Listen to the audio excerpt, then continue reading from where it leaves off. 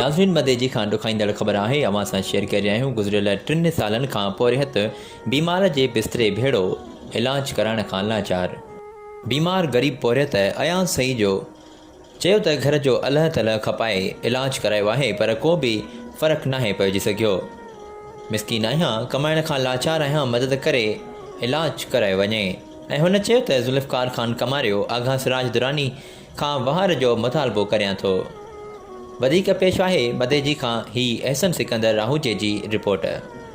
मौजूद आहे मदे जी गरीबाबाद मोहल्ला में, जिते पोइ 3 सालनि खां लगातार कैंसर जी बीमारी सबब बिस्तरे पर अचो त वधीक ॻाल्हि ॿोल कयूं हिन बीमारी। मां 2 साल थिया आहिनि, मां फिरी पियो आहियां, दिमाग़ में ऑपरेशन करे हाणे कैंसर ॾसे वियो आहे। अच्छा, नीना हफ़्ते में लाखाणे में इलाज हले थो।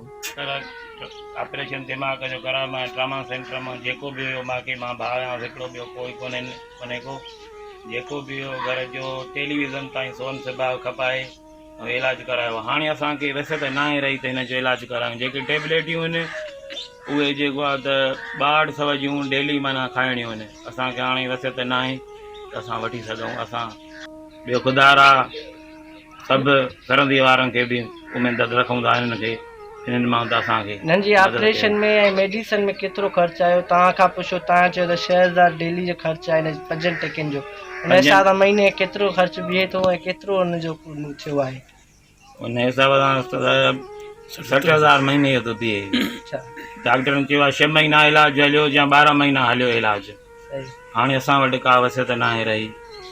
जेको बि हो घर जो हरको चरको चले हुन जो मां इलाजु करायो। वीचार ॿुधायो। हिननि जो चवणु आहे त जेको आहे हुनखे 3 सालनि खां कैंसर जी बीमारी लगातार हलंदी अचे थी। हिन ते अल्लाह ताला जेको बि आहे घर जो असां खपाए छॾियो आहे।